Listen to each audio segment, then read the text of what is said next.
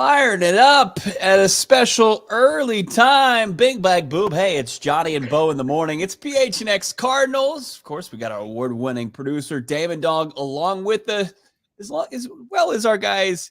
Over 100 in the chat. Drop a like on this video. Yeah, that's right. The morning show with Joe Bo, Johnny and Bo. Our respected co-host, Johnny Venerable, in an undisclosed location in a bunker somewhere in the United States. Johnny, what's up, I'm back. I was put in timeout yesterday. They didn't want me to have a victory lap against Rondale Moore. They didn't want me to toot my own horn. Well, toot, because here I am. I'm back today on a Football Friday. So much to talk about. Hollywood Brown, see ya. He's gone to Kansas City. Are the Minnesota Vikings trading up with the Arizona Cardinals? It's a banner time. We joked about it for the better part of 2 off seasons. This team has given us a big goose egg in terms of content, news, and headlines, and they've made up for it. Totally redeemed themselves this week. 5 days into free agency, they're in damn near every headline. You love to see it, Bo. Yeah. What do you think about Desmond Ridder? I think he's got a rag arm. Are we going right into that? I know. I just wanted to. You had so much momentum. You were so positive, and then I just wanted to completely just hit the brakes on that. Jessica, breakfast with Joe Bo. I love this from Dillard Richards. Watching and listening on the Bluetooth speaker at work. PHNX bumping. Coworkers, deal with it. That's right. Over 160 people jumping, and this is unreal. Thank you for everybody tuning in because, like Johnny said, yeah, an absolute just banger of a show. We're gonna get Johnny's thoughts because we didn't get him on Ridder ultimately, and Rondale Moore exiting, and then we were treated to the Arizona Cardinals starting to begin to rebuild that wide receiver room. And man, does Monty Austinfort, does he stay true to his type? Yeah. To swipe right on wide receivers over 6 feet tall. We'll get into the new Moore. Less is more, and then you get more in there with Chris Moore. And then you've got, Hollywood Brown taking a prove-it deal with the Kansas City Chiefs. Is Patrick Mahomes going to finally be able to unlock Hollywood? Are we going to be regretting not going to a negotiating table with him? And then the Vikings today pulling off the deal, accumulating assets with the Houston Texans. They continue to be a thorn in our heel. Is Houston Texans wheeling and dealing, giving the Vikings extra ammo to potentially get up the draft board. I love this from Merv. At work, my boss has y'all on the break room big screen. Well, welcome, fellow hard workers of the continental United States and beyond. We love our friends overseas here on a Football Friday, PHNX Cardinals. So we're going to talk about the Vikings. Are the Vikings coming up? Are they coming up to 3? Are they coming up to 4? The Arizona Cardinals. I do want to quickly touch on Hollywood Brown, Bo, which broke last night. We didn't have an opportunity to turn the mics on. That's partially my fault. Again, I'm in an undisclosed location, but happy to be here. Loser. On a Football Friday. I'm in a different time zone. Bo's messaging me. He's like, okay, how quickly can we do this? And I'm like, stuck in an airport. So here's my thoughts on Hollywood Brown quickly. The Cardinals, we had told you on this show, if he was going to be back, it would be on a cheap 1-year deal. And you saw his deal with Kansas City is pretty cheap already, considering what some of these other receivers got in free agency. I mean, like, who had Darryl Mooney getting more money than Hollywood Brown, significantly more money in free agency? I mean, like, multiple years. So I think in an indirect or direct way, the Chiefs' offer showed you the Cardinals just were not open to having him back and taking up a roster spot and taking up significant snaps away from a Marvin Harrison Jr., a Xavier Leggett, somebody in this draft, whomever, Brian Thomas Jr., whatever they decide to do at receiver. They didn't want that taken up by a veteran who, let's be honest, has missed a ton of time since he's been with the Arizona Cardinals. I think, Bo, you put it out there, something like he's missed like over double-digit games in 2 years. He has not been warranted the first-round price tag that Keim traded. Of course, that's not Austinfort's fault. But then also on the surface level, unless you play bigger than your stature, like a Greg Dortch, who is an outlier, by the way. That's why we love him. He's part of our programming here. He's a special player and a person. Unless you play bigger, you can't play in this offense. They want big physical players. Like Kyler Murray and Greg Dortch are outliers for their stature. Look at everybody else that remained on this team. James Conner, huge. Trey McBride, Michael Wilson, Marvin Harrison Jr., Paris Johnson Jr., Jonah Williams. The days of finesse football in Arizona are over. And Hollywood Brown, for as much as we love an occasional deep shot and a flashy play that would make SportsCenter top 10 and YouTube highlights, right? It's like, hey, can you get us a first down? Can you put up, 8 to 10 catches against a division rival in a critical primetime game? They felt at the end of the day, it wasn't a good fit and they were going to use their money elsewhere. And so this didn't surprise me at all. In fact, Bo, I expected it. Yeah, I think as far as Hollywood Brown and trying to bring him back would have been, it's the luxury of a team that already is kind of in place. And the Arizona Cardinals are entering year 2 of a rebuild.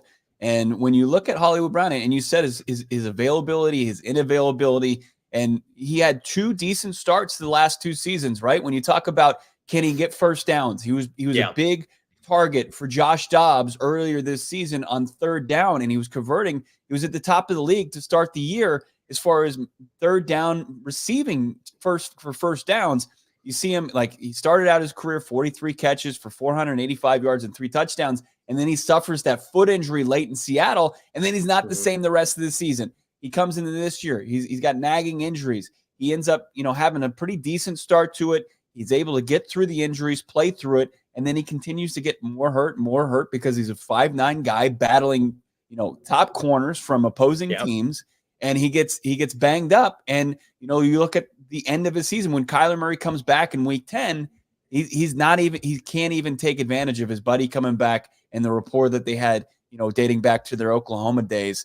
I think Hollywood Brown, he obviously earned the respect of his head coach, Jonathan Gannon. He had the respect of his teammates, including Kyler Murray. It just was bad timing as far as the injuries he sustained and as far as where the organization is. They just don't have the luxury to take a swing on that. Plus, Hollywood Brown, where does he fit in? He's the X receiver. You sign him tomorrow or yesterday. He's your X receiver until April 25th, because then you got somebody who fits the profile more for Monty Ossenford as far as their X receiver for years to come. Where does Hollywood Brown fit into the wide receiver room after that? I want to remind everybody, like this video, we're on a Football Friday. It's also an OG's Flavoring Friday here on PHNX Cardinals, your premier cannabis-infused gummy. Love our friends at OG's. Check them out here in the Greater Valley area. Again, Flavoring Fridays here with 282 of you. Good grief. We appreciate all of you. Like this video. Yeah. And we're having a big week here on free agency week. And I agree with everything you said. Like, it just, at the end of the day, I think the people respectfully who are putting it out there, like, that's a huge loss for the Cardinals. Look at when they played their best football last year. It did not include Hollywood Brown. Like, I know a lot of people kind of reactionary. Oh, you got to do X, Y, and Z now because Hollywood Brown's not on the team. I put this on Twitter, Bo. It's like the best version of the Cardinals offensively was, yes, when Kyler Murray played at the end of the year.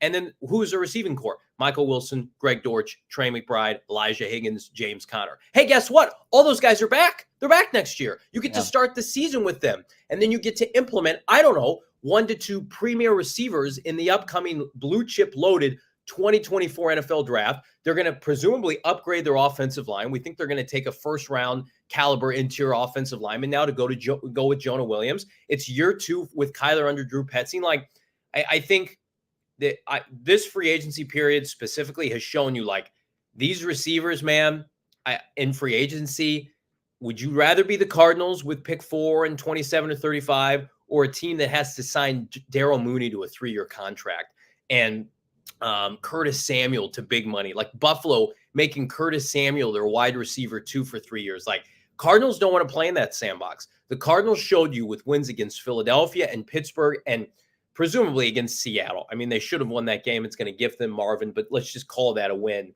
The offense played well enough to win that game. Like, this is all that they need right now. They have an identity. That identity is not small anymore. That identity is not finesse, 10 personnel with Cliff Kingsbury, right? The best teams draft and develop. Well, they drafted Trey McBride and Michael Wilson. James Conner is a generational free agent signing for them. They have Kyler Murray in the fold. Like, that's enough. Like, I think we've been conditioned in Arizona to say, well, we got to go 4 or 5 receiver deep. You got to flush out this room. Like, with the offense they want to run, I really only think there's room for 3 receivers max now that you have really accomplished tight end play to really eat on a Sunday. Like, you insert Marvin Harrison Jr. opposite Michael Wilson, Dortch underneath, Trey McBride, that's 80% of your targets probably. So even if they take a mid-round receiver, which I hope that they do, that player is going to probably be waiting. So, like, where does Hollywood Brown fit in any of that? Right. He doesn't.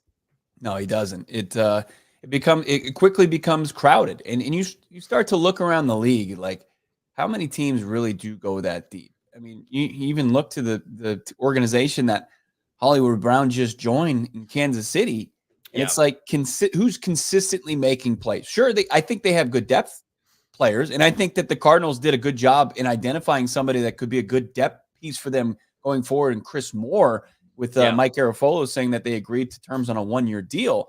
But I mean, just sitting there and saying, hey, look at all this depth. Look at all of it. Isn't it great? We could go 4 to 5 deep. No, it's like you legitimately you've got your quarterback who's going to spread the ball around, and it's good. But you need an X receiver, you need a Z receiver, and you need a playmaking tight end and a good run game. And that's really it. Everybody else is complementary.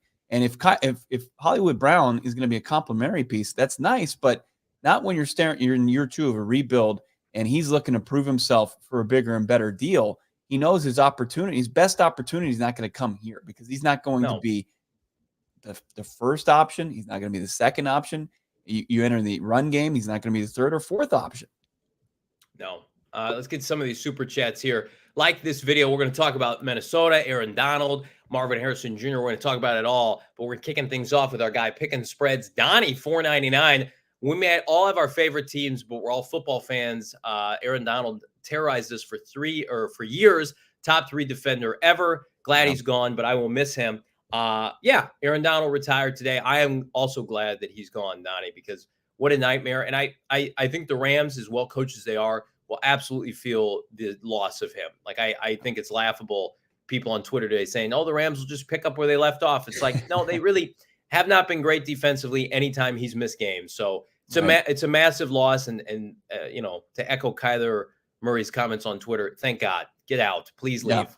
Yeah. Great career. Don't let the door hit you on the way out. Like, so much respect for him. He was the war daddy of a generation, and it was a pretty strong defensive decade or so with Aaron Donald lining up for the Rams and terrorizing the Cardinals. Most sacks against any team in his illustrious career, 16 and a half, 26 TFLs. He was continuously in the backfield, getting after whichever quarterback was under center. I think the only person that really kind of can puff his chest out high when Aaron Donald retired was Lasita Smith, because he's probably not going to play another down in the league. And he did pretty well at a time as a 6th-round rookie starting against Aaron Donald.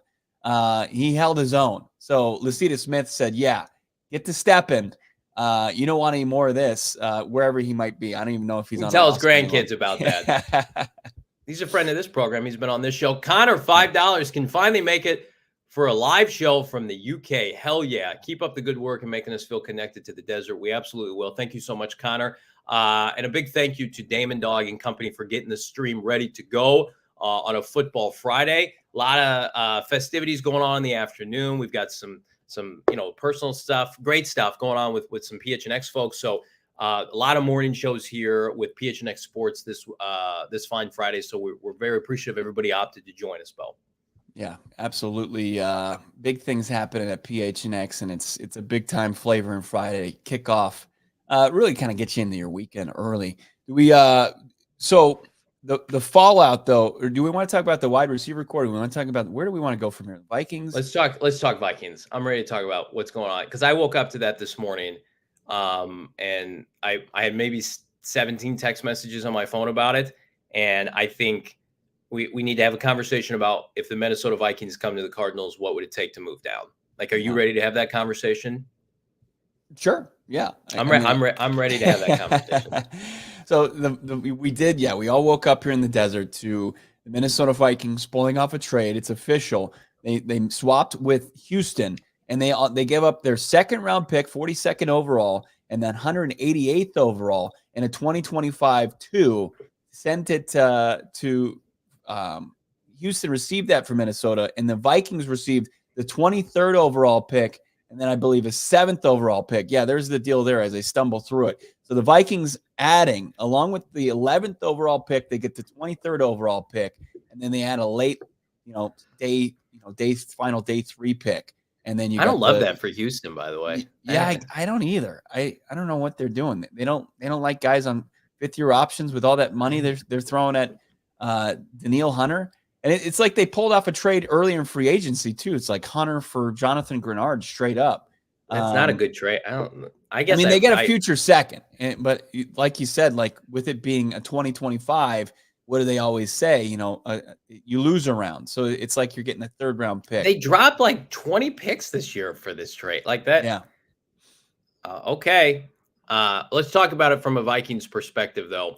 Minnesota very much doing what the Buffalo Bills did in 2018, 2020. I can't remember, to get Josh Allen, to go up and get Josh Allen. It was 2018 when they went up and they did a pre-draft trade to get their assets in line, then got up in the top 10. Okay, so here's the deal. The Minnesota Vikings now own pick 11 and pick 23. There is most assumption is with regard to this that they're going to come up with pick 3 with the Patriots to take Drake May. I still think that's the likely scenario. I just want to put to bed something real quick. There is talk on Twitter and a little bit in our chat, respectfully, that the Chargers are going to jump the Arizona Cardinals at pick 3 with the Patriots to take Marvin Harrison Jr. Let me tell you this right now. There is no chance in hell that any team is moving into the top 3 for a non-quarterback. That's never happening. The Chargers want to trade down. They have no assets. Their team is in cap hell. No one is jumping the Cardinals for Marvin Harrison Jr. He will be there for the Cardinals to pick at pick 4. So let's just get that out in the open right now. I see like Jim Harbaugh has no allegiance to Mike Williams and Keenan Allen. He's getting their money off the books. Will they take Malik Neighbors or Roma Dunze? Maybe, or Joe Ald or Fuaga or a trade down. They're not trading up. No one's trading up for Marvin. It has worked out perfectly for the Cardinals. All right. I had to get that out real quick because I saw that a lot today. The quarterbacks are going 1, 2, 3. Now, do they go 1, 2, 3, 4? If the New England Patriots opt to say, Bo, we are sticking and picking Drake May at 3 or Jaden Daniels, and this is all for J.J. McCarthy, God help you, Vikings fans, what would it take for you to entertain a trade down? Is it enough to say 11, 23, and probably a 1 next year? Is that enough for you? It's so tantalizing, isn't it? I mean, you got to consider, much like the Texans, and I don't think that J.J. McCarthy is as good of a prospect as he is, has that C.J. Stroud magic where he's going to take them, on a deep playoff run, but they'll probably it's a good roster, right? And they're not rebuilding by any means. So what does a future first look like for them? 3 first-round picks. I mean, that's where you sit there and you're just like, it's tough. And 2 this year, 2 in a blue chip draft this year. In a blue chip draft, but at 11, you're really putting yourself in a position in danger of being on the outside of the true top talent in this draft. Yeah. Like you're just on the outside of the top 10 looking in. Now, J.J. McCarthy entering the top 10 as a 4th quarterback, it pushes guys down. But at the same time, it comes down to this. I think that the Arizona Cardinals identified this draft as deep as they come, right? Like drafts like this, they don't come around that often. And to be basically the team that owns the draft, and they still do, even with the Vikings getting a second first-round pick, the Arizona Cardinals can control this with their double-digit draft capital. Mm-hmm. I think that they are still in a great position to add the depth and starters on this roster outside of pick 4. So with all that being said, if they add an extra first-round pick, what's the impact compared to if they just stick and pick with Marvin Harrison Jr.? I think getting a generational type talent at wide receiver at 4th overall, you still boost your roster significantly more than just adding another starter to your depth chart elsewhere. Looking at the draft trade charts, and I see a lot of people saying you're not going to get 3 1s. I'm sorry, the price for a quarterback to trade up is typically 3 1s. Yeah. In a blue chip from 11. Yeah. Because I get it. On the surface, if you look at Jimmy Johnson's trade chart, I have it up right here. If you package 11 and 23, it's almost identical to the Cardinals' value at 4. 11 is 1250, 23 is 760, and the Cardinals is 1800. So it's almost a wash, but there's a QB tax that you have to pay. So that's where I threw in the 2025 first rounder, which in turn becomes a second as we go off of the next year. It's always a round later. And I think if you're the Vikings, you're already going all in anyway. You have to consider it if you're Monty Austin for it. Yeah, you have to consider it. And if you're a Cardinals fan and it happens, it's devastating, right? It's devastating. The dream, the Marvin on the surface level, it is. Yeah, it is. But then it's an Alonzo Mourning gif, right? Where he's making that he's seeing the bright side of this, like team building. Like you still are in a great position to bolster your roster. I mean, 3 first-round picks. That's absurd. But at the same time, I think the right move is to stick and pick and take Marvin Harrison Jr. I think you don't acquire and endure the offseason and regular season that you did and pass on a player like Marvin Harrison Jr. I think he just immediately bolsters your offense. He takes your offense that was top 10 when Kyler Murray came back last year, right? It was a top 10 offense as far as performance. And you add that and give yourself, where did they struggle down the stretch last year? At the wide receiver position. They got like next to no production outside of Greg Dortch. And he fits a need. Yeah, I mean, he's an absolute need. And the way that they've been approaching the position this offseason, I think it just all signs point to Marvin Harrison Jr. And you put yourself, even though you set yourself up with great draft capital and a deep wide receiver draft, I think just by taking, whoever's left on the board, whether it's Malik Neighbors or Rome Odunze, I think as far as your ability to really lock in a top tier receiver, it lessens. I've seen on this a lot.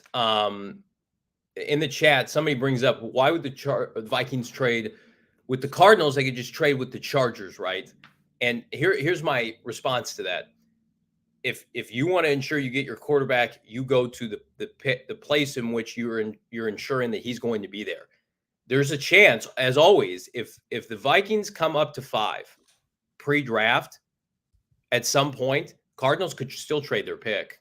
Somebody else, they could trade their pick with the Giants. Yeah. And then you are infinitely fucked if you are the Minnesota Vikings. So you can't. I understand the logic of it, right? Yeah. You can't get cute if you're the Minnesota Vikings. You have to go up and show your owner and your fan base, this is our ticket to the big show. It's a sure thing. Nothing is sure unless the Chargers are on the clock draft night, and who knows? They could wait until that happens. Absolutely. But what happens if the Giants say, you know what, we're going to trade with the Cardinals, and they're going to go back 2 spots, and they're still going to get Joe Alt or Malik Neighbors or Rome Odunze at 6. The Vikings going up from 11 pre-draft, if they're coming up, it's got to be 3 or 4. So you can ensure that you get one of these guys. You can't trade with the Chargers pre-draft. So I see that a lot, and it's just like, guys, if you're trading up and there's still a team in front of you that could move back, what are you doing? What happens if you get jumped again? So that's not, I don't think, legitimate. Here's what I will say. If you're trading down to 11, like the sandbox of talent that you're playing in, I think is very comparable to what you'd be playing at 23. So you have to then be okay with, okay, I'm going to get Byron Murphy the second at 11. I'm going to try to get a receiver at 23. I'm going to go into your offensive line at 27, right? You're in this because you effectively punt on top tackle, top receiver. And Dallas Turner, if you love Dallas Turner's going before 11. He's probably the only defender I can definitively say that about. So I think they will consider it if it's presented to them. They have to, because this franchise. Well, considering it and actually pulling the trigger on it. If they get offered 3 ones to go from 4 to 11, and 2 of them are this year, and you get 3 guys on 5th-year option cheap deals, and you have 35, they want security in their life. They want to be able to build out this roster with young talent to ensure that they are set for years to come. Like a perfect example. No, I'm just gonna say it. Tell us. Perfect example. Break it to us. No, I'm not breaking anything. I'm not breaking anything. Just trying to give people insight. The Cleveland Browns, before they traded Deshaun Watson, they traded down in a couple drafts, and it set their franchise up where like they can have shitty QB play, and their roster is so deep that they can win playoff games and get to the postseason, and Stefanski and company can get extended. Like, that's what the Cardinals want to do. I don't think 2-1s is enough to get you up to 4. The Vikings would have to go above and beyond. And I don't even know if the Vikings are prepared to do that, frankly. Right. Like, are they prepared to go 11-23 in a 2025 first? I got a text this morning that said if it's 3 1s and 2 of them are this year, they're going to have to consider it. But again, look, we don't know if it's 3 or 4 though. Well, it can't be 4. No. I mean, like, as far as getting up, pick 4, yeah. And when you look at the two teams that the Cardinals are sandwiched in between, like they're in completely different spot. Like the Patriots have to make a decision whether or not one of these 2 guys that are going to be there, potentially 3, but it really feels like Jaden Daniels after Sam Howell made his way to Seattle yesterday. Jaden Daniels is the guy at 2. Yeah. So they got to decide, okay, are we good? Like the Patriots, do they want Drake May or JJ McCarthy? And then if you're the Vikings, if you can't get as high as 3, you have to figure out, is it worth us to give up, 2 firsts potentially as the baseline and change to get JJ McCarthy? They must know pretty definitively, like they like Drake May, they like JJ McCarthy enough to get up there, and 5 would probably get them in a position to do that. Does Minnesota have a 2nd-round pick? No, they gave 42 to the Houston Texans. So they don't have a 2 now. So they can't also package you a 2. So it would have to be a 2025 first-rounder. You'd have to go 11, 23, and a 2025 first-round pick to really even get me to take a phone call if I'm Monty Ossenford. Mm-hmm. This stuff about Justin Jefferson, they're not trading Justin Jefferson. They're not trading Jordan Addison. They want to keep the core of their team intact. They've taken their vegetables and drafted and developed well. They've got a proven head coach. They are just going to say, Colin Cowherd had a great analogy. It's like a furnished apartment. They're just going to put somebody in it, right? They can supplement now with trading draft picks. I love Marvin Harrison Jr. You would have to really consider 3 first-rounders 2 this year for him. Because, listen, at the end of the day, Bo, with the signing of Jonah Williams, like, you're not desperate now for a tackle. You'd become desperate for a receiver. But you'd be playing in a different sandbox outside, because I don't love these receivers outside of Marv. I'm probably in the minority on that. So I'm probably a little bit more comfortable saying, okay, like Brian Thomas Jr., I think could be just as good as Malik Neighbors or Rome Odunze. And I'm in the minority thinking that. I get that. But my preference would still be to take Marvin. But anytime you're in a position like the Cardinals where you need talent on your roster, you can't just completely dismiss 3 first-round picks. No, and I'm not saying you would. Okay. And 2, what's changed the perception for this is 2 of them are this year, and you know where they're at. Where they got screwed last year with Houston is we're counting our chickens before they hatch, and it's at the back end of the first round. Now, I get it. The Vikings pick would be next year as well, but you have 11 and 23 now intact, and you could do whatever you want with that on top of 27 and 35. I mean, those are 4 players. I know pick 35 wouldn't have a 5th-year option. Those are 4 players that are going to start for you immediately anywhere on your roster: receiver, guard, tackle, D-tackle, corner, pass rusher. You'd have to consider it. You would just have to. You have to consider it, but I still think at the end of the day, and you're staring down this talent that is Marvin Harrison Jr., and then where you start to see watered down versions of this top 10 crop from this really blue chip draft, when you're sitting at 11 and you're sitting at 23 and you're sitting at 27. Yeah, the 3 first-rounders, at least this year, and I know you were talking about a future first as well, but the 3 first-rounders equal the impact of Marvin Harrison Jr. and another first-rounder? I say no. That's why I think that you consider it, absolutely, but at the end of the day, you say, hell of a deal, Kwesi, but I'm going to pass. It would really be a ringing endorsement for Marvin, because that would come out if the Cardinals said no. And I think he's worth it. I'm somebody who's been an advocate trading up with the Patriots once upon a time. Go and make sure that you get him. But I do think inevitably this deal is going to go to New England. I think New England, with the state of their roster and how talent deprived they are, Cardinals are not talent deprived. I think Cardinals are going to make the playoffs next year, frankly.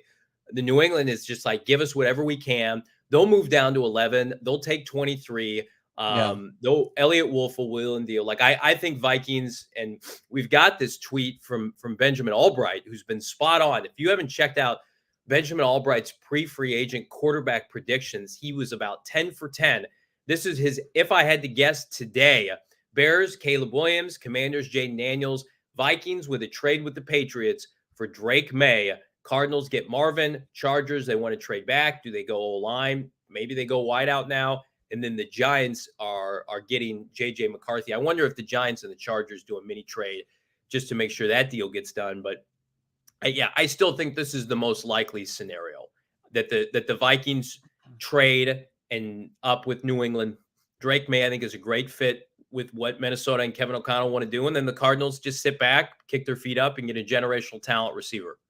Yeah. If the Vikings are calling for 4, and they got the no from the Patriots, and they've got, the 2 first rounders, and then let's say, what's the trade chart say? What's the compensation if it's not a 3rd first? Are you even dabbling in that? Because as you said, 3 firsts, you got to take the call. You got to go through it, examine it, debate it in your head. Do they have who's their best young offensive lineman? But they wouldn't trade one. Who's their best young defensive player on their team? Because they're not trading Addison or Jefferson. Hawkinson doesn't help you. They're not trading linemen away to prop up Drake May or J.J. McCarthy. You would have to go through Minnesota's roster, and somebody could tell me, do they have a young defensive end or defensive tackle? They're signing defensive ends and defensive tackles. So I would say no. Like I don't think anything on the Minnesota's Viking roster that would be made available would help you. And I really think if you're asking for it too, it's like, I don't want that.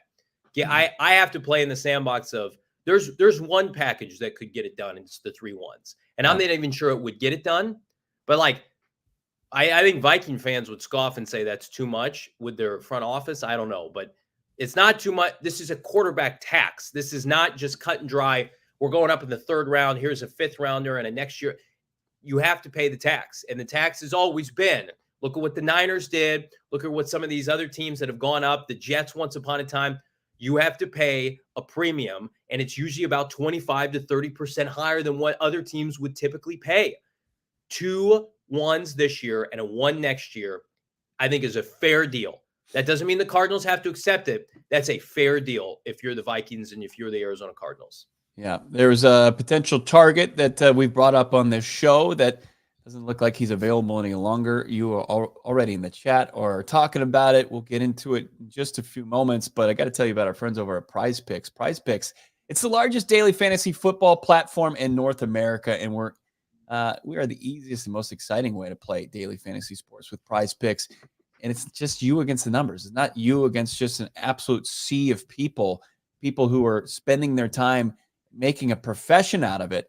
When we're talking about more or less draft picks, you can just pick more or less as far as different props throughout a game and start to build and stack money. You got conference tournament season here, which means the biggest moments in college basketball are getting closer. Be a part of the action on Prize Picks for both men's and women's college hoops. Prize Picks, it's really simple to play. All you do is make picks, submit an entry, less than 60 seconds. I love it. We were doing it out there, Radio Row Super Bowl week, cashed in on some Prize Picks more or less in the big game. Also been cashing in on some Prize Picks during the Phoenix Suns season, more or less as far as rebounds, points scored. It's fun. It's easy. It's prizepicks.com/PHNX. If you do that and you follow that link, go to prizepicks.com/PHNX and use the code PHNX for a first deposit match up to $100. That's prizepicks.com/PHNX and the code PHNX to get a price max deposit of $100.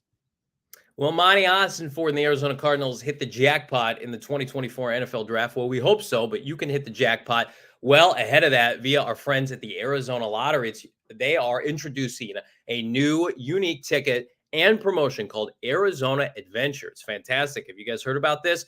3 ways to play and win big. Play Arizona Adventure Lottery tickets featuring 3 iconic landscapes, including I don't know, Camelback Mountain. These tickets have prizes up to $50K, $50,000. All you got to do, check them out. Visit them at azadventure.com for more details, or enter online for a chance to win, I don't know, $1 million in cash and Arizona prizes. Again, check them out, azadventure.com, folks. It's a call to action. The Arizona Lottery says proceeds from ticket sales. The best part is it supports environmental conservation, and that's so critical, especially in our great state of Arizona. My family and I are constantly outside. We're at the zoo, we're hiking, we're taking in the scenery, and AZ Adventure and the Arizona Lottery are here to preserve that. Visit azadventure.com for more information on how you can take an adventure for a chance to win $1 million in cash and Arizona travel prizes. Let's get back, Bo, if we could, to some of these super chats. You guys are crushing it on a Football Friday. Like this video, and let's get to 500 peeps, live peeps on a Friday. Let's talk some Arizona Cardinal ball. Z Professor, Bo, $10. Why is it that every time a player leaves the franchise, the Cardinals get fleeced or robbed when the players are terrible and can barely stay on the field every single year? Crazy narrative. I presume Z Professor is referring to one Rondale Moore, which we have not talked about. But yeah, it feels like Twitter is all aghast that the Cardinals would potentially trade a weapon the caliber of Rondale Moore for a mere backup quarterback. Oh my gosh, what are they doing? Monty Austin are you tanking again? Giving up Rondale Moore and his over 400 yards, nearly 500 yards from scrimmage last year? It is laughable. It seems to be, when you're a rebuilding team and you're kind of taking inventory, and you look at Rondale Moore going into the final year of his rookie deal, a guy that was drafted by the previous regime, and Damon Dog crunched some numbers. I looked at some numbers. Rondale Moore was third on the team in offensive snaps last year, with over 750 snaps. He's out there, he's running, he's blocking, doing whatever, toting the football in the backfield. And then you look at the production and his yards per touch, and he's around 6th and 7th on the team. Yeah. And it's not like guys, sure, you're going to find Michael Wilson up there and you're going to see James Conner. But I mean, outside of that, it's like guys like Elijah Higgins that are out producing him as far as yards per touch. So when he gets the ball in his hands, it's not like when Greg Dortch gets the ball in his hands and he's making big plays. I think he wasn't short of opportunities during his tenure here. When they're Cliff Kingsbury, and sure, he was misutilized, and he probably feels, Josh Weinfuss tweeted it out yesterday, he felt like he wanted to be a vertical threat. But when you're vertically challenged at 5'7", you got to be special to be a vertical threat. Now, I know he had the one that was taken away from a phantom hold call, but outside of that, like Rondale Moore, the Cardinals put him out there on the field, but still failed to show a consistent way to make an impact on down-to-down basis. It's very similar to the other guy that the national media and the people on the Twitter streets wanted to say that the Arizona Cardinals got fleeced when they gave up Isaiah Simmons for a 7th-round pick. Still waiting for Isaiah Simmons, A, to get signed, and B, to be unlocked by some defensive guru. We wish Rondale Moore the best. We'll touch on him here in a little bit. I was on the phone with Bo Brack yesterday in real time, and we had no wind of the Ritter trade. We didn't have that in advance, so we reacted to that like everybody else. And we're on the phone, and I'm just praying and hoping, given the limitations with Desmond Ritter, we're like, it's got to be like a 7th route. Could it be a player for player? And I just floated the idea. I'm like, what if they just gifted Rondale Moore to the Atlanta Falcons? And Bo in his typical, watered down, wet blanket approach said, I don't know about that. And then sure enough, I think he'll have success to some degree, but I also feel like at the end of the day, Rondale Moore would be viewed much differently if he wasn't a 2nd-round pick. If Rondale Moore had been like a 5th or a 6th-round pick, you'd be like, that's good value. Good for him. Play out his rookie deal. He was overdrafted, and the minute that he was taken didn't make sense given the fact that he was undersized with Kyler Murray and what Kingsbury and company wanted to do with him. So his best football really came in the first month of his career, and it's been pretty average to below average since then. So we'll talk more about that. How about this? Merv, $1.99. Johnny has been on his shit all offseason. How about this show has been on their shit? Damon Dog, Bo Brack, everybody crushing it. But we appreciate the support, Merv. This, at the end of the day, this program is designed to do one thing and one thing only, is to give the fans the best Arizona Cardinal coverage and content anywhere that you can get. Like we encourage, check out other podcasts, other media outlets, But if you want the best, this is where the best comes from. And it's because we work with the best here at PHNX. No doubt about it. Love that from Merv. Big fan of Merv. Jonathan jumping in. $4.99 super chat. Watch it on my lunch break at work. Love the pod. Let's get MHJ already on that. I'm with you, Barajas. Jonathan, that's unbelievable. Thank you for the $4.99 super chat. And then we've got is it my evil twin? Is it just my Blow Brack? Yes, separated at birth, Blow Brack. OG's flavor and Fridays got me seeing Marv in a Chargers uniform. I did it again, JV. I had too many OGs. Shit got me seeing things that would never happen. Call Jake Plummer. I need some shrooms. The fact that you paid $10 to get that comment on the screen, I just love it so much, Blow Brack. I would have paid $99.90. I would pay $9.99 for that comment from my my estranged brother, Blow. Good old Blow Brack. He's a fixture of the show now. We absolutely love to see it. Thank you. We'll call Jake Plummer for some shrooms. Absolutely. He's got the best. We know that. He tells us every time we see him. Yes, that's right. Shrooms. We got another $5 super chat here. Can the Cardinals trade down with the Vikings and trade back up for Marvin Harrison Jr. with the Chargers, kind of like Paris last year? From our guy, Mr. Jimenez. I think you're playing with fire in that scenario. My guy, I think that you trade down, you're succumbing to whatever just is available to you at 11. This is not a draft. I think people are coming up in this draft. I don't think, you go down, that's a one-way ticket. I could be wrong, but I feel like what's the term? Like, get ready to learn pick 11 money. That's what you're picking. If you're picking pick 11.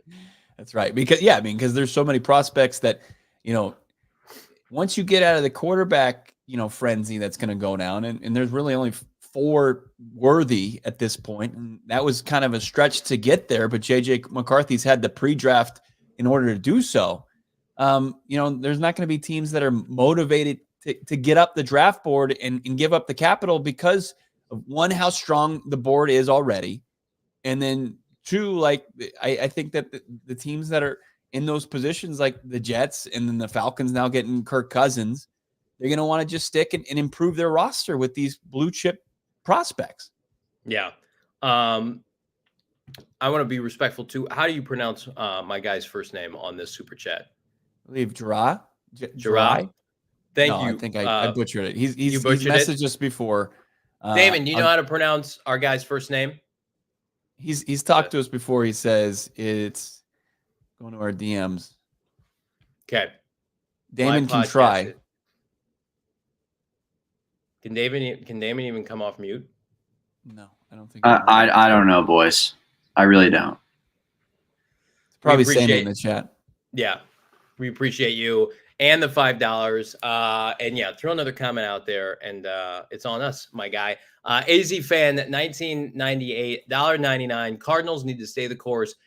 Draft Marvin Harrison Jr. I think they're going to. I think that this Vikings situation just raises an alarm that the Vikings are prepared to trade up. And so you have to include the Cardinals in those conversations by default. But I think New England is more susceptible to trade down than the Cardinals are because of the Cardinals' infatuation with Marvin and the fact that the Patriots are making clear that they want to trade down. Like, you're probably trading the same assets to New England than you would to Arizona. So if it's all the same and you love Drake May, the problem is if the Patriots like, no, we're not trading the rights for Drake May. Yeah. And then if it comes out the Vikings love JJ McCarthy, then if you're a Marvin Harrison Jr. stan like myself, then it's time to get nervous. Because if we get to a point, Bo, where the top 3 are set, and I still think Drake May is going 3rd overall to somebody. Mm-hmm. And the more information comes out that the Vikings like JJ McCarthy a lot, that's their guy, then I would be nervous if I were a Cardinal fan. Let me ask you this. Let's just put our feet in the shoes of a team that has its conviction in either JJ or Drake. Yeah. And then you're sitting there and you've got a willing trade partner in the Patriots who have Jacoby Brissett right now as their QB1. Do you hesitate at all? Does that shake you at all? Or are you just so overcome with like, we're going to get our guy? This is what we know. You don't like hesitate at all that the Patriots are like, yeah, we'll we'll trade out of an opportunity to get a franchise quarterback. I think it's not apples to oranges, but like, well, number one, teams passed on the best QB last year. The Bears and the Panthers both passed on the best quarterback last year. The Cardinals passed willingly on the defensive rookie of the year last year, and they would do it again for the bigger picture. I think it happens every year. I think Drake May is a better prospect than J.J. McCarthy, though. And if I were a Viking fan and you were trading future assets for J.J. McCarthy, I would feel sick to my stomach. But people supposedly are into him, and he's got a better skill set than like a Mac Jones, and he just wasn't showcased because Michigan didn't ask him. Like, I lived in Oregon. I lived in Eugene when Justin Herbert was there, and there were questions about Herbert because who's never been allowed to showcase a lot of his arm talent at Oregon, and then he went on to be a better pro player than college player. So maybe it's one of those type of scenarios. But man, I watched a lot of Michigan football this year. I'm not seeing what other people are seeing, but that's why I'm not an NFL GM. So, but until it's done, it's a possibility for the Cardinals until it's done. Yeah, and I can't wait for that day. I just feel like the GIF or the video of Neo from the Matrix, and he's just fending off like hundreds of oncoming attackers. That, like, I feel like that's us with Marvin Harrison Jr., our sweet baby Marvin Harrison Jr. We're just every day we're just trying to avoid getting taken down and taken out of MHJ, being selected 4th overall by the Arizona Cardinals. But we're steadfast. We stay the course. I'm with AZ Fan 1998. Stay the course. Draft MHJ. The biggest challenge or the biggest competitor for Marvin for the Cardinals outside of a team taking him in the top 3 was always going to be a trade offer, because as enticing as Marvin is, Austin Ford showed you last year, they want picks. They want to be a draft and develop organization. Here's what you cannot dispute if you're a Cardinal fan, as much as you love Marvin. Hitting on picks, early picks in a blue chip draft, is the fastest way to get to where the Niners are, to where the Cowboys and the Lions are. That's what the Cardinals would tell you privately, is that I agree. And there are a lot of people who push back. How many receivers can win you championships? I think Marvin is in that category of a Fitzgerald-esque type of player, but he's got to follow through at the NFL level, and injuries can play a factor in that. Austin Ford privately would tell you, if you want us to get to a point where we're sustainable success and our roster is kicking ass and taking names and there's star power everywhere, the only way to do that, it's not in free agency this week, respectfully to the guys that they signed. It's how many top 50 picks can you hit on? And then, of course, later in the draft, sure things that are cheap assets that have sustained success, that you're getting the best 7-10 years of their career in Arizona. That's how you do it. Now, the Cardinals can still do that with Marvin in the fold, and that's my counterpoint to that. But if there is an offer from the Vikings where it's like 3 firsts, maybe something else on top of it, they're going to have to consider that because of what we just outlined. Yeah, absolutely. Teased it. Want to get to it. Josh Sweat, according to Ian Rappaport, has restructured his deal. He's staying in Philadelphia. Pretty dramatic in Philly these days. Like, he's saying his goodbye 2 days ago, and then he's restructuring his deal. $10 million guaranteed, according to Jeremy Fowler, plus incentives, a max of $13 million, and no guarantees prior. So it gives Sweat the security entering his contract season. Johnny had said this earlier this week that he'd be pretty shocked if Monty Ossenfort engaged in trade talks with those tamperers that are the Philadelphia Eagles, breaking the rules like a bunch of criminals, talking to Saquon Barkley reportedly during tampering period, which is illegal, straight to jail. But no Josh Sweat. Arizona Cardinals are going to have to look probably to the NFL draft to upgrade their edge position. Look, still a lot of news to get to that dropped earlier today. Kyler Murray on a heater on Twitter, having some fun, like it's an open mic night, crushing out there in regards to Hollywood Brown exiting and Aaron Donald calling it a career. War daddy of all war daddies. But I got to tell you, friends over at Desert Financial, Johnny, you're on the road. We won't disclose where, but you never have to worry about, fraudulent charges on your debit card with our friends over at Desert Financial Credit Union. I'm in the best hands, even when I'm not in the Valley's hands, because of our friends at Desert Financial Credit Union, the official credit union of PHNX Sports the Arizona Cardinals, and the Venerable household. For more than 84 years, Desert Financial has been Arizona's largest, most trusted local credit union, dedicated to creating exceptional experiences by giving back to the community and really, folks, providing financial solutions that make life better. They've got checking accounts, savings, mortgages, credit cards, loans, investment options, and more. You're thinking about, putting in a pool, go get a loan option from them. You're thinking about taking out a mortgage, go check out their interest rates, right? You want a credit card to build some credit. They've got it covered and then some. Plus, you get to represent the Red Sea. I've got my Visa debit card right here. It's got the Arizona Cardinal bird on it. I would show everybody, but I don't trust 99.9% of you. But Bo's seen it. Damon's seen it. They can attest to it. I bring that out at a bar, at a casino, at a nightclub. It gets some eyeballs on it. It is elite of elite. You can show your team spirit. Open up a free checking account online. Get an Arizona Cardinal Visa debit card. Check them out. desertfinancial.com/Cardinals, Bo, to get started. Yeah, Johnny's always so generous, and we know so to a fault. And we always like to get that Desert Financial Credit Union debit card out, show it off. Yeah, show us that card while the bill's there. Why don't you just throw it down here in that billfold, and we'll get this taken care of. But love Desert Financial Credit Union. Also, I love my long lost brother Brack, who said he was on the OGs today. And for those who haven't checked in on the fantastic products that OGs Brands has to offer, what are you doing? And Friday's the best way to do it. Check in, Friday evening after, and night, plus this weekend. OGs Brands, why don't you find the cannabis gummy experience that you're looking for? Because they have so many products that they can tailor fit to the experience you're seeking out. They've got the OGs Naturals, one of their new products that they launched in 2024, plus the Big OGs, which is a giant gummy. It's 100 milligrams of THC. It's 10 perforated slices. You can just slice off however many you want. It's like freshly squeezed juice. Check out their full product line, though. How about their sleep time gummy? How about the fruits, the creams? Check it all out, ogsbrands.com. That's ogsbrands.com. Find them in your local dispensary and follow them on your socials at OGs Brands. Got to be 21 years old or older. Enjoy it responsibly. I want to touch on a little bit what you mentioned about Josh Sweat and Hassan Reddick, just based on what this podcast has heard, and why that's not happening. Because I did post it on Twitter, what was that, 2 or 3 days ago? So when the news came out that the Vikings were going to make Sweat and Hassan Reddick available, we were just guessing on the show, like, probably not something that Austin Ford and company would want to do, given everything that went down last offseason with Howie Roseman. But I was still holding out hope, like maybe they could get something done. I think Josh Sweat in Arizona would make a lot of sense.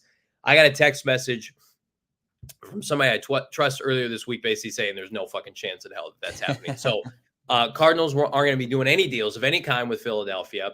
They're going to make Philadelphia. They don't want to help the Eagles. I think that's a big part of this too, is like, first of all, the Cardinals stuck it to the Eagles. They feel like they've got a good thing going against Philadelphia. Philadelphia's out there, and I like Saquon Barkley. Signing running backs, nice defense, guys. Like they're not trying to give their premium assets, albeit for good players, to Philadelphia. So not happening. I think it's increasingly likely the Cardinals go edge rusher after the 4th overall pick. I think that's very much in play. If the right guy can fall to them, we're gonna be waiting on a pass rusher for a little bit though. So just everybody be patient, because it's not something that's imminent. Nice signing of Devin White, by the way, Philly. Oh yeah, he was benched last year. He was benched last year. Just trying in like day 4 of free agency to figure out their horrible defense down the stretch last season. I like Vic Fangio, but Sirianni is, and we can say this, Damon Dog saw firsthand, Nick Sirianni is a joke of a head coach. and that guy's going to be exposed sooner rather than later if he hasn't already. Like, I could see Sirianni being fired like mid-season and then Fangio taking over as like the interim. Sirianni didn't have Big Dom. He didn't have him controlling his emotions on the sideline. He's just a emotional baby boy. Deuce jumping in, $2 super chat. Toon keeping up his Iron Man streak of Toon super chats and getting after and being the president and founding member of the Clayton Toon fan club. I love PHNX, Jobo. Thanks. Thank you, Deuce. Always appreciate you. Johnny, thoughts on Clayton Toon? And his where he sits with the organization. I got a lot of this yesterday. Johnny, you told us that Clayton Tune was going to be the QB2, and look what happened. They traded for a quarterback in Desmond Ridder, who I do not think has NFL caliber quarterback traits. I think this is a move to light a fire, not light a fire, because I think Clayton Tune's motivated, just to push Clayton Tune. It's a cheap option. We said on this show they're going to get a Jeff Driscoll type quarterback. I think that's Desmond Ridder, maybe a little bit better, but we dismissed Jacoby Brissett, correct, Gardner Minshew, correct, Tyrod Taylor, correct. They weren't going to go get an established backup. Like Desmond Ridder is fine. I think that, sure, he's got more experience than Clayton Tune. I think Clayton Tune's got more upside, infinitely more upside. He's got a bigger arm. He's younger. He's more athletic. Desmond Ridder was maxed out at Cincinnati, and you know how I feel about that program and how fraudulent they were that you're getting to the NCAA Final Four. I thought the right move was going to be parting ways with Rondale Moore one way or the other, and they did that, and they got some competition for Clayton Tune. I think that's a good move for the Cardinals. I would have been disgusted had they traded a pick for Desmond Ridder. I don't think he's an NFL caliber quarterback. I think he's a nice kid. He's got some mobility, but like a stupid ass Twitter comments about like Kyler Murray's job is in jeopardy. Have you guys watched, not people in the chat, but just general casuals on Twitter, Desmond Ridder throw a football? Like he's got a long way to go. At least Tune can rip it. Hey, so well, that's my feeling of it. Yeah, finish that. Here's what I'll say. We know definitively that the coaching staff really like Clayton Tune. They love him. But at the same time, the coaching staff, they were asked their thoughts as far as going into free agency. I doubt they, got into conversation about trade targets with like Desmond Ridder. But I think that as much as they like Tune, you can't discount that Desmond Ridder is a bit more polished of a passer, even where he has his shortcomings. Intermediate, yes. I think that Desmond Ridder has the edge right now over Clayton Tune. I think when you heard this information, and I heard this too from members of the Cardinals staff, that they like Clayton Tune. Some of them believe that he can be a 10-year backup in this league. But I think Monty Osford in his seat as general manager is always looking to upgrade the roster. And I think it moderately just gets a little bit better at the backup quarterback position, Desmond Ridder. Desmond Ridder, the starting quarterback, it should send shivers down your spine if that's your option. Desmond Ridder, backup quarterback, I don't mind it. No, it doesn't bother me at all. And in a game scenario right now, I'd rather have Desmond Ridder. But ask me again in the preseason, who looks better in the preseason? I'm ready for that. I think the preseason became infinitely more exciting now. I like Desmond Ridder more than I like Jeff Driscoll. How about that? I think Desmond Ridder, it can be interesting, but I'm with you. Here's something else that I think it needs to be reinforced, and Bo, you just alluded to it.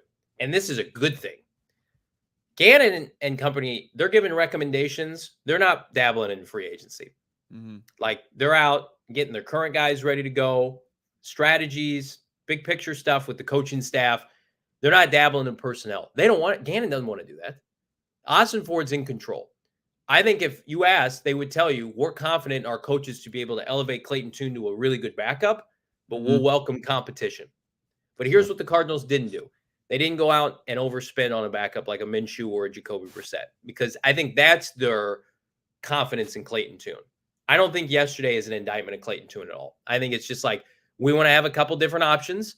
They're cheap. Desmond Ridder's making no money. Clayton Tune's making no money. That's important too, especially when Kyler Murray's making $50 million. So I think this makes things interesting in the preseason. Let the best man win. Very much an open competition. I would agree with Bo, though. You're going to go with the guy who's had more starts right now in the NFL as the presumed favorite, but nothing's been decided. Just like this Jonah Williams crap, where everybody's like, he's playing right tackle. Let's let things play out. Let's see how they do. Yeah. You sent me a clip yesterday. Jonah Williams basically like taking one for the team. It seemed like in Cincinnati last year, moving to right tackle. What if he told the Cardinals, I want to come and play there, but only if I get to play left tackle? Like, a lot of this stuff is going to be kind of smoothed over within the next 3 or 4 months. But for people who are jumping on Twitter and definitively saying X, Y, and Z, like, maybe tune those people out, because they don't know. Like, the coaching staff doesn't even know. So how would Twitter know? Right. Tune out. Tune squad. Stay the course. Good one. Good one. Deuce. Z Professor, how dare you? $2 jumping in here to flame me on my backdrop that I just got. I was It is wondering upside about down. that, but I wasn't going to say anything. Yeah, well, thanks, buddy. I appreciate making me look like an ass on air. I didn't realize until the show started that it was upside down. Maybe Damon Dog's such an elite producer. I'm actually Spider-Manning this thing, Madam Webbing it, and I'm upside down, and he flipped my camera. Carpfish jumping in with a sorry, Damon. I'm just pushing buttons. $9.99 super chat. Thank you so much. What if they traded the Cardinals those picks and then packaged 11, 27, and 2 of the thirds to move up with the Chargers at 5 to still get Marv, move up 4 spots in the first, and got another first next year? This is like Kevin Costner's like, that's not realistic. I don't know if there's enough some time draft on the clock stuff to do that. Yeah. Yeah. I think Austin I like Ford it, though. showed It's creative. Yeah. Listen, I love the talent in this draft. The more elite blue chippers you can get, the better. But how about that? I got an interesting text message while that super chat came in. Do you want me to read it? Yeah. It's pretty interesting as it relates to the draft. Is it Saul Bookman says Bo's fired? His backdrop is upside down. This is the last straw.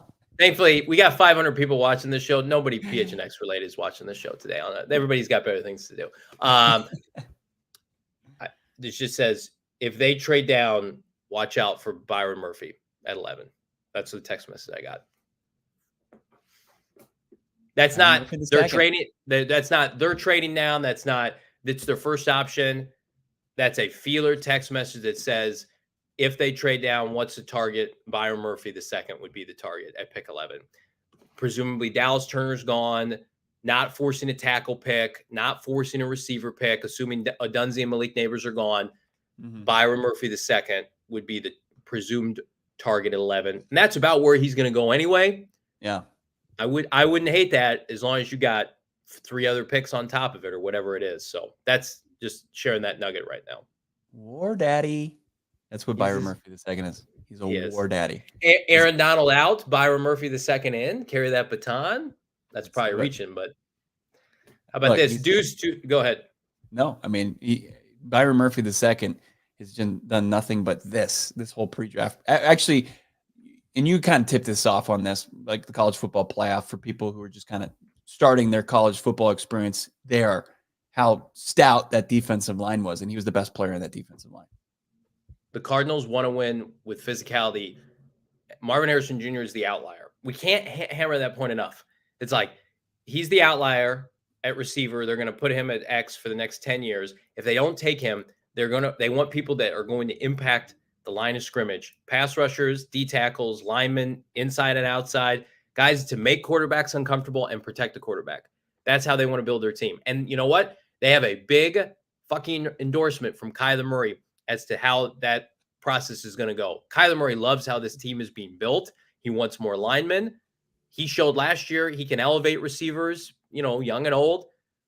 Like Cliff Kingsbury and Steve Keim tried to just say, let's have a super team, receivers, Hollywood, D-Hop, Zach Ertz, old guys. It led to 4 wins, and old players get hurt. It's like they are doing something that's sustainable. I mean, we hate Philadelphia. It's the Philadelphia mold. Offensive and defensive line on point, running the football, mobile QB, and then you supplement some receivers in there. So again, I still think they're going Marv. This is not a podcast for us to say we're off of Marvin Harrison Jr. If they do trade down, though, I'm told Byron Murphy the second would be the target as of now. Yeah, it's great insight there. Deuce, $2 super chat. Bo upside down. The sign is fine. Why you hate Tune? I wasn't hating. I was just saying. I was agreeing. Healthy competition. I think that Ritter right now has the edge just because of experience. And like what we've seen from Tune. I mean, he was around just over a 50% passer in preseason against 4s, 5 fifth string guys. And then we saw the historically bad performance against Cleveland. Desmond Ritter he's shown to be better than that. I mean, he's a 64% completion percentage in his career in, I believe, 19 games. So, I just want not to just completely flame a guy like Desmond Ritter, even though I'm with Johnny where I'm not completely sold on the guy. Do you want to get into a little maybe 3-round cutie with this potential Vikings trade down scenario? Well, I'll do it. Okay, you'll do it. Yeah, let's do it. But also, real quick, Cardinals did start to rebuild their wide receiver room yesterday. They signed Chris Moore, and I call him the anti-Rondale Moore. He really is. It's almost like trolling at this point. Yeah. Because with Rondale Moore, when we talked about how often he was on the field and the little production that he produced, Chris Moore seems to be the opposite. Now, the 30-year-old wide receiver with experience with the Titans recently, Texans, in 17 games last season, and he's played in, he only missed one game over the last 2 seasons, and that continues to fall in line with, some of these all these free agents that they're bringing in. They're available, they play, they're not in the training room. Chris Moore, he just had 22 receptions to Rondale Moore's 40 receptions, while Chris Moore had 424 yards and Rondale had 352 yards. That's Chris Moore averaging 19.3 yards per reception, which led the league. Now, that's without, a minimum number in there. And then Rondale Moore had 8.8 yards per reception. Special teamer, good depth, probably has more vertical separation than Zach Pascal. It's another Pascal kind of move, but it's, I think, better because it's a one-year flyer. It's an adult in the room. They wanted more veteran leadership at the receiver position to help with the maturation process of Michael Wilson and Marvin Harrison Jr. Like, the Cardinals are going to be starting a first and second year wide receiver, and they wanted to surround them with the backups and the backups of the backups with guys that are just pros, guys that Austin Ford knows from his time in Tennessee, and Gannon felt really comfortable with. Pascal's a glue guy from Indianapolis and Philadelphia. Like, these are guys in the middle of your roster that are going to work their ass off to make sure that the starters are prepared. This is an investment in Marvin Harrison Jr. I look at that and just say, hey, can we just get some guys in here that are grinders, right? That don't get the headlines or the accolades, that aren't going to make, 8 figures, but can make sure that our guys are ready to go. I think that it's the perfect sign, because here's what this guy's not going to do. He's not going to bitch and moan, and not that Rondale did this, but complain about targets after a game.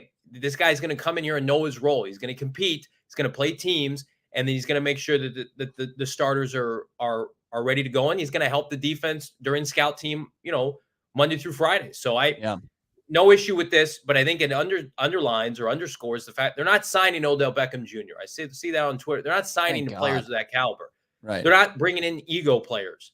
And why, if the Ravens, who are well run, why aren't the Ravens re-signing Odell Beckham Jr. if he's a great player? Like, this is who the Cardinals were always going to target, a player of this caliber in free agency. Maybe a little step up in like a Josh Reynolds or a Tyler Boyd.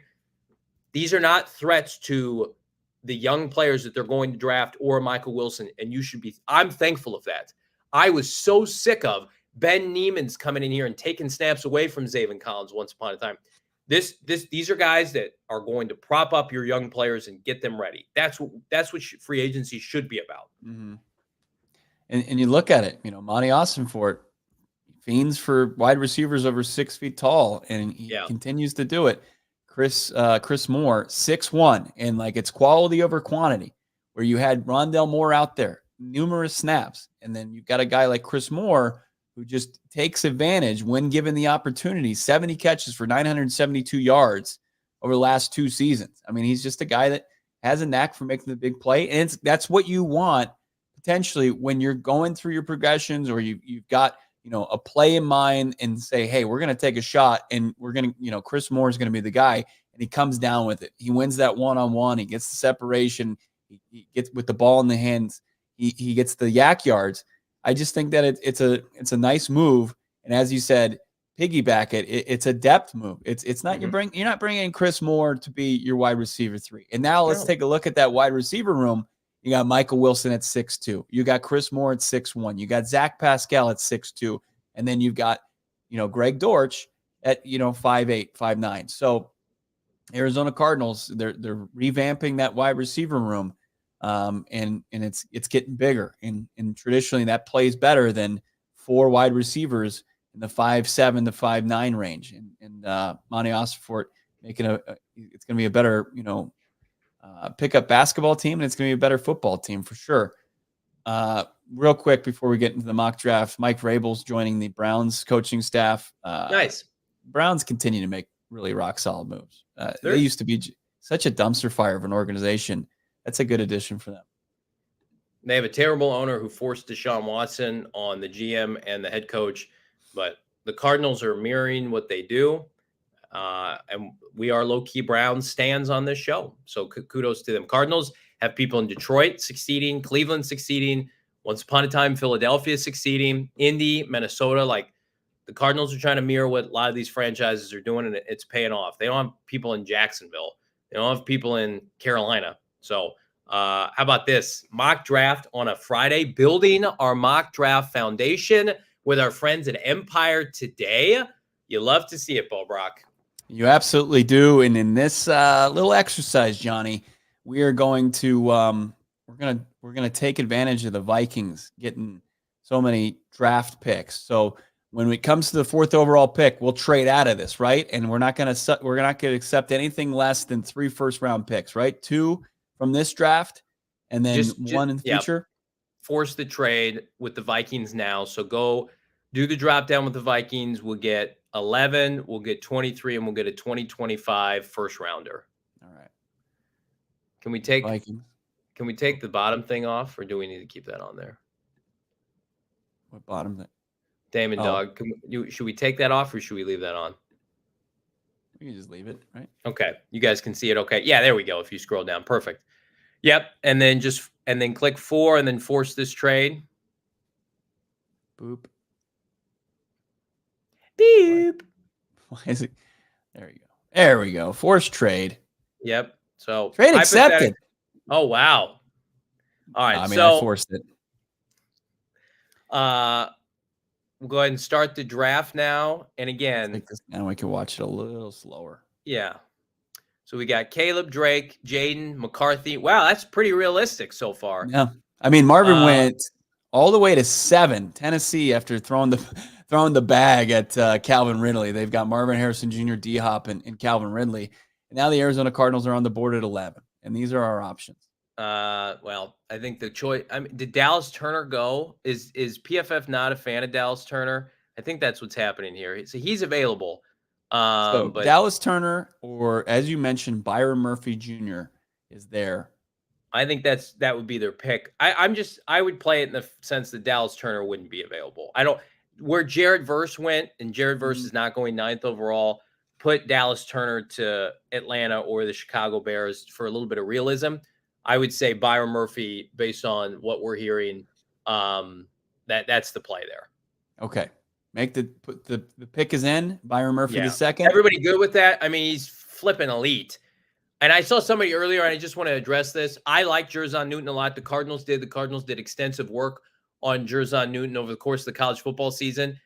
With that being said, respectfully, Byron Murphy II is a better prospect than Jerzon Newton. He just is. He played at a better university. He was more consistent. Jerzon Newton's coming off an injury. And so again, if you're sitting in that position, if you're Austin Ford, like I pretty confidently say that's their DT1 in this class. You get it. Right. And I think at 23, this is an easy pick as well. I love Quinyon Mitchell out of Toledo. I think he would absolutely bolster what they want to do at the outside corner position. You couple him with Sean Murphy-Bunting, who was so impressive in his media availability yesterday. You have any problem with Quinyon Mitchell? But let's take a look. Johnny Newton, Jackson Powers Johnson, Graham Barton, those are some intriguing guys, but you could maybe wait until 27 because it's absurd. They've got 3 first-round picks. Where's the sex appeal? People are asking what receivers are there. Can we check on the receivers that's available? Yeah. So if you just click on, So these are guys you're not going to take. Brian Thomas went 20th overall. That's tough. That is tough. That's tough. But again, you're trading down. You're going to have to take it in the teeth with that. Scroll down for me. I like Quinyon Mitchell. I don't love Toledo players in the first round. You know that, but he's the exception. But again, we've been doing exceptions to the rules the last couple of years. My pick would be Jackson Powers Johnson here. I would pivot and say, let's get the best interior offensive lineman. Let's get somebody to play next to Jonah Williams. He potentially is the heir apparent to Yelda Frollo, or he's just an ass kicker at guard. I would feel more comfortable with an offensive lineman. But you decide, because cornerback isn't more of a premium position than interior offensive line. But what's the chat saying? The chat, people want a receiver. It's just not there. here's the problem with this. If you take Quinyon Mitchell, you're almost assured to take an interior O lineman at 27. So, like, if Graham Barton or somebody's available, that's fine. You can go Quinyon Mitchell. I'm going Quinyon. I like this pick. It's I think he's the best corner in this draft. The chat wants Quinyon Mitchell. That's the right play. Good job, Chad. All right, now you take Graham Barton here. Johnny Newton continues to slide, but we got the word injury concerns. That's what I'm attributing it to in this mock. Graham Barton, a lot of people think he's the best guard in this prospect. I think Jackson Powers Johnson is going to go in the early 20s. So at 27, if you're able to secure a player of this caliber, it does concern me a little bit. You're going Toledo and Duke in the first round with 2 of your 3 picks. I got to look at the player over the helmet. Is Ladd McConkey still available?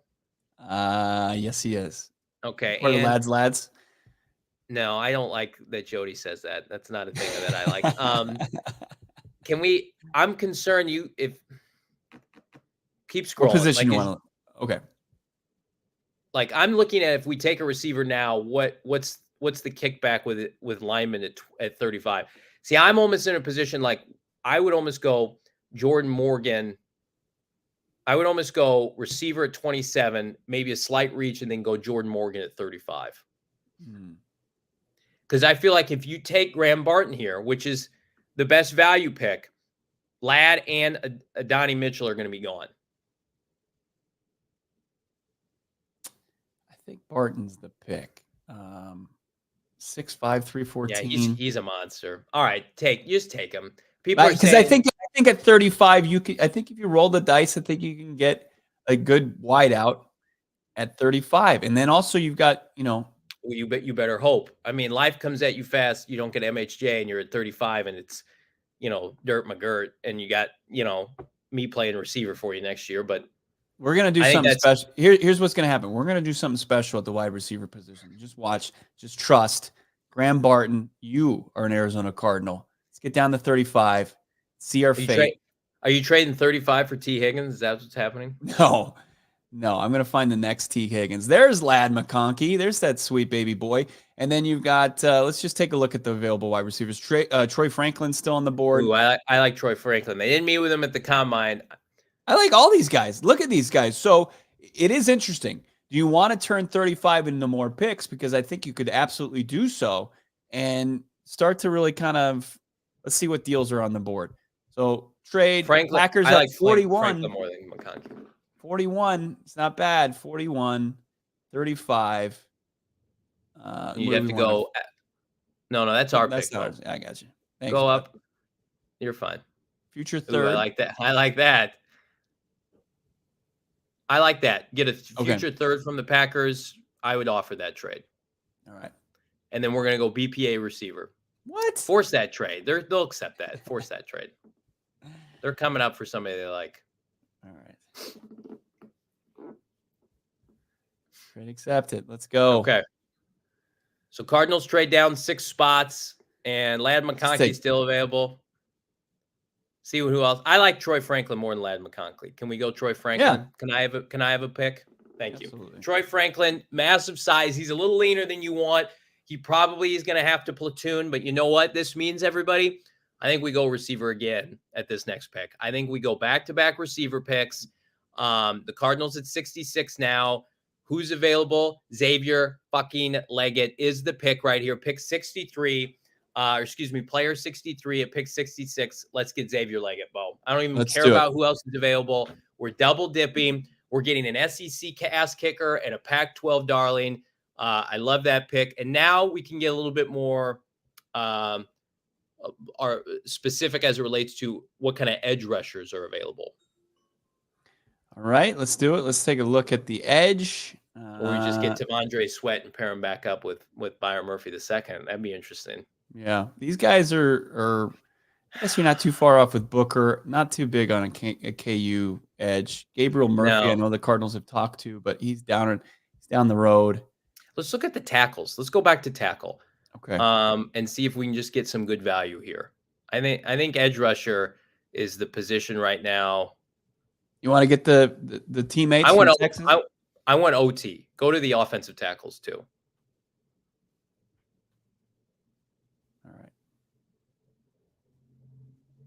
Let's look at, is there a tackle that slid? Hey, see, I like Fisher, Blake Fisher. yeah. I like Blake Fisher as a future right tackle after Jonah Williams. Some good depth. I don't hate that. All right, let's do it. I think that. Now, hang on. When do the Okay. Cardinals pick again? 90th. So it's late in the third round. Let's go Blake Fisher. I think this is a good move. Montez Sweat, I have worried about his conditioning, but T'Vondre Sweat. T'Vondre Sweat, yeah, not Montez Sweat. Sweat. And there's Blake Corum right for the picking right there at 90th overall. What do you think? I think I'm off this running back class and with one of our top 6 picks. I think the Cardinals kind of showed, like, who are the Cardinals getting rid of if they take it back? They love DeMarcado. They love Michael Carter. They signed a running back. I feel like maybe they're punting on a running back here. I think the value pick is there in Corum, but are you going to get enough contributions? I mean, shit, you want to take another interior lineman? Or your boy from Rutgers? There. Yeah, but we took Quinyon Mitchell in the first round. I get it, but I think that's good value. What about Van Pran? Yeah, not bad. Michael Hall's not bad. I mean, edge rusher is just not. It's just not in the cards this year. So you're gonna have to let's see who's there. It ain't pretty. No, it's not.